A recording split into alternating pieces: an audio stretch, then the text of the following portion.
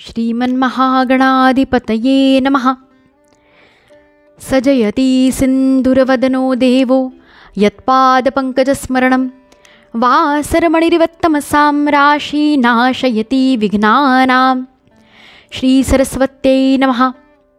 नमस्ते शारदे देवी सरस्वतीमतिप्रदे वसत्वं मम जिह्वाग्रे सर्वविद्याप्रदा भव।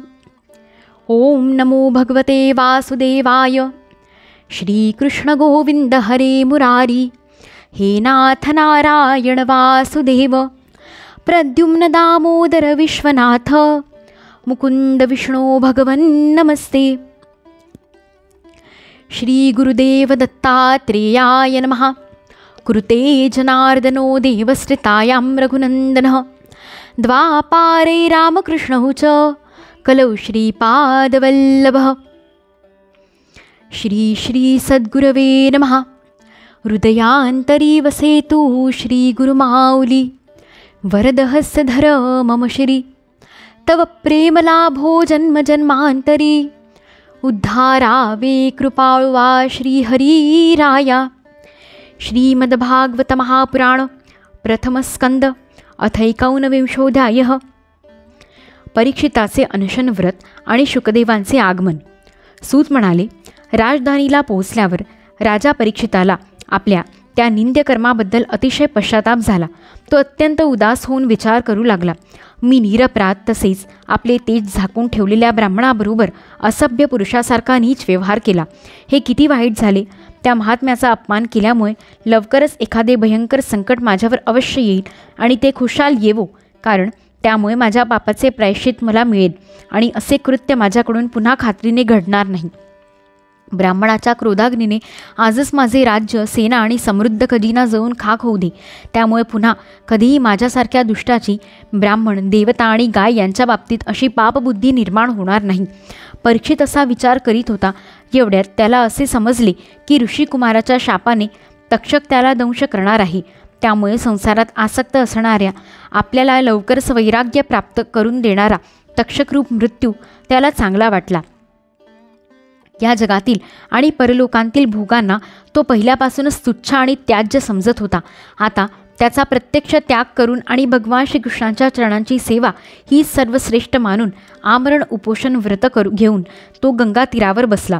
तुळशीच्या सुगंधाने मिश्रित असलेले गंगाजल भगवान श्रीकृष्णांच्या चरणकमलांचे पराग घेऊन प्रवाहित झाले आहेत. म्हणून गंगामाता लोकपालांसहित स्वर्ग आणि पृथ्वीवर असलेल्या सर्व लोकांना पवित्र करते. मग मरणासन्न असलेला कोणता मनुष्य तिचे सेवन करणार नाही. अशा प्रकारे आमरण उपोषणाचा निश्चय करून गंगा तटाकी बसून त्याने सर्व आसक्तींचा त्याग केला आणि ऋषीमुनी करीत असलेल्या व्रताचा स्वीकार करून अनन्य भावाने श्रीकृष्णांच्या चरणकमलांचे तो ध्यान करू लागला. त्रैलोक्याला पवित्र करणारे महानुभाव मुनी आपल्या शिष्यांसह तेथे येऊन पोचले. तीर्थयात्रेच्या निमित्ताने खरे तर संतजन त्या तीर्थक्षेत्रांनाच पवित्र करतात.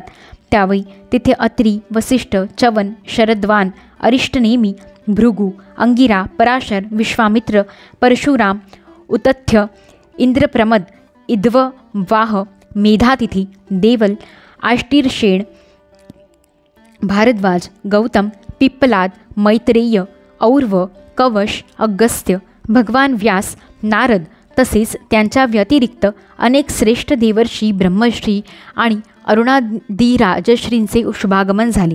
अशा प्रकारे विभिन्न गोत्रांच्या मुख्य ऋषींना एकत्र आलेले पाहून राजांनी सर्वांचा यथायोग्य सत्कार केला आणि त्यांच्या चरणांवर मस्तक ठेवून नमस्कार केला. जेव्हा सर्व लोक स्वस्थपणे आपापल्या आसनावर बसले तेव्हा महाराज परीक्षिताने त्यांना पुन्हा एकदा प्रणाम केला आणि त्यांच्यासमोर उभे राहून शुद्ध हृदयाने हात जोडून त्याला जे काही करावयाचे होते ते तो सांगू लागला. परीक्षित म्हणाला, हो, समस्त राजांमध्ये आम्ही धन्यतम आहोत, कारण आमच्या शील स्वभावामुळे आम्ही आपल्यासारख्या महान पुरुषांच्या कृपेला पात्र झालो आहोत. निंदित कर्म केल्यामुळे राजवंशातील बहुतेक लोक ब्राह्मणांची पाद्यपूजा करण्यापासूनही दूर जातात. ही किती खेदाची गोष्ट आहे. मीही नेहमी घरदारात आसक्त राहिल्या कारणाने पापीच झालो आहे. म्हणूनच स्वतः भगवंतच ब्राह्मणांच्या शापाच्या रूपाने माझ्यावर कृपा करण्यासाठी आले आहेत. हा शाप वैराग्य उत्पन्न करणारा आहे, कारण अशा प्रकारच्या शापाने संसारात आसक्त झालेला पुरुष भयभीत झाल्यामुळे विरक्त होतो. ब्राह्मण हो, मी माझे चित्त भगवत चरणी समर्पित केले आहे. आपण आणि गंगा माता शरण आलेल्या माझ्यावर अनुग्रह करा. ब्राह्मण कुमारांनो, शापाने प्रेरित दुसरा कोणीही कपटाने तक्षकाचे रूप घेऊन किंवा स्वतः तक्षक येऊन दंश करू दे, मला त्याची पर्वा नाही. आपण भगवंतांच्या रसमय लीलांचे गायन करा. आपणा ब्राह्मणांच्या चरणांना प्रणाम करून मी पुन्हा आपणास हीच प्रार्थना करतो की कर्मवश ज्या ज्या योनीत मला जन्म घ्यावा लागेल त्या त्या योनीत भगवान श्रीकृष्णांच्या चरणांवर माझी प्रीती असावी आणि त्यांच्या चरणाश्रित महात्म्यांचा संग घडावा.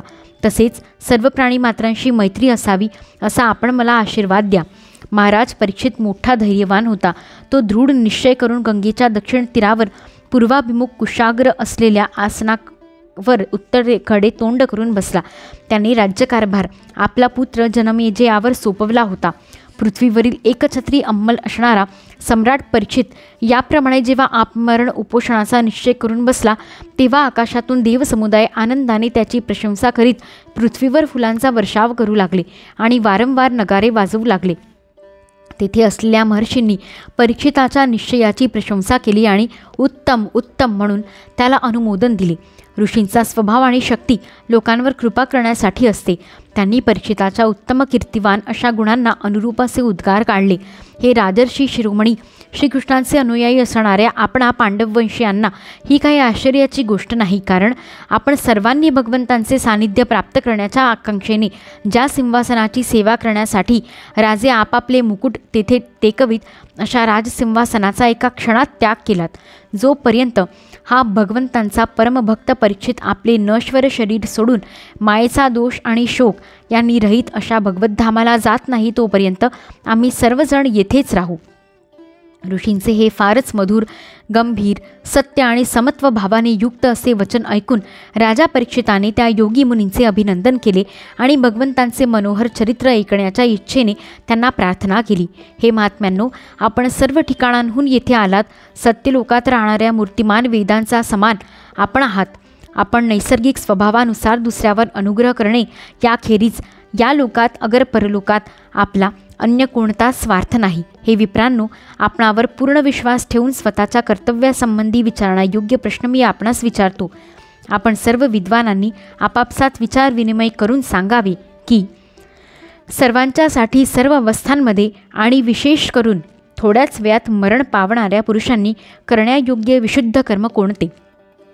पृथ्वीवर स्वेच्छेने संचार करणारे, कोणापासून कोणतीच अपेक्षा न ठेवणारे व्यासपुत्र भगवान श्री शुकदेव त्यावेळी तेथे प्रकट झाले. त्यांच्या अंगावर वर्ण किंवा आश्रमाचे कोणतेही बाह्यचिन्ह नव्हते. ते आत्मानुभूतीमध्ये संतुष्ट होते.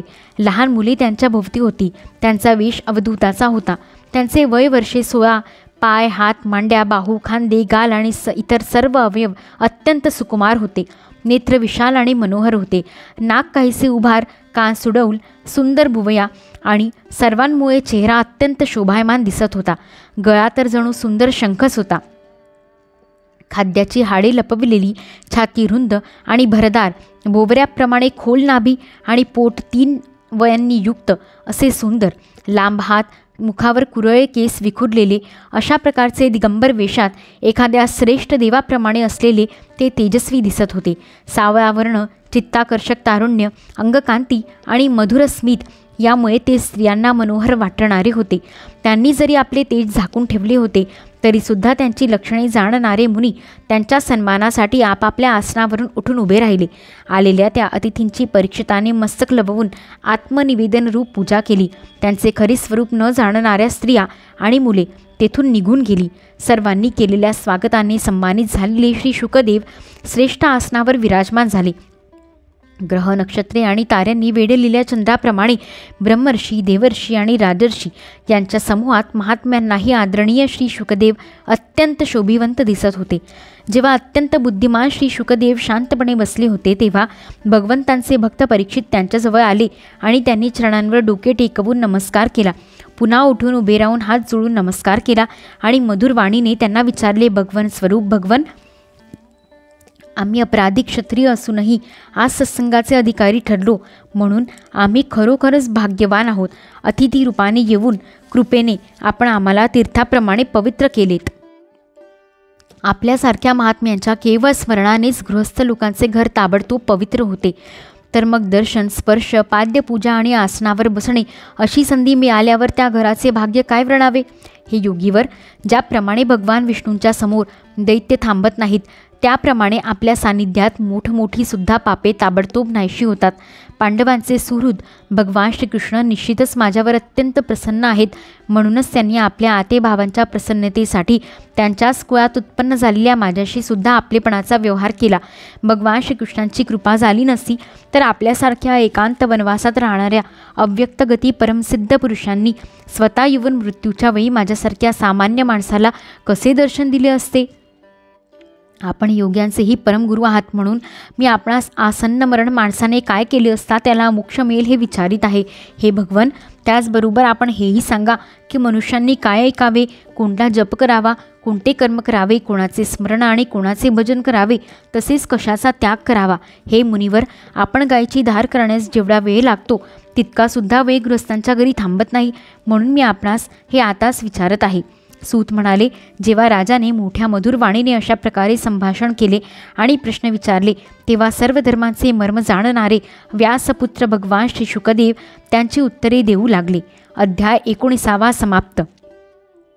इति श्रीमद्भागवते महापुराणे वैयासिक्या मष्टादश साहस्राव्या पारमहंस्या संहिताया प्रथमस्कन्धे शुकागमनं नामैकौनविंशोऽध्यायः.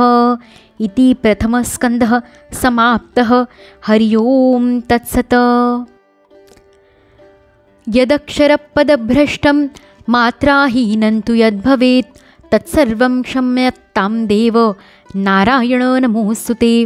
मंत्रहीनं क्रियाहीनं भक्तिहीनं सुरेश्वर यत्कृतं तु मया कर्म परिपूर्णं तदस्तु मे. कशालादिला जन्मते हि कळेना करावे परिकायते हि सुचेना. जावोन जीवन परिमाझे वाया क्षमा कर श्री सद्गुरुराया. दुरी तुझहूनी राहिले सांगमिका फुका जीवनी जाहल्या कैक चुका. आता चरणी तुझ्याच अर्पण ही काया क्षमा कर श्री सद्गुरुराया. सदा अंतरियासे नाम तुझे कळू दे मला सत्य कर्तव्य माझे. तुझ्या थोर कृपे पळो दूर माया क्षमा कर श्री सद्गुरुराया. श्रीकृष्णार्पणमस्तु. श्री सद्गुरु चरणारविंदार्पणमस्तु. श्री गुरुदेव दत्तात्रेयार्पितमस्तु.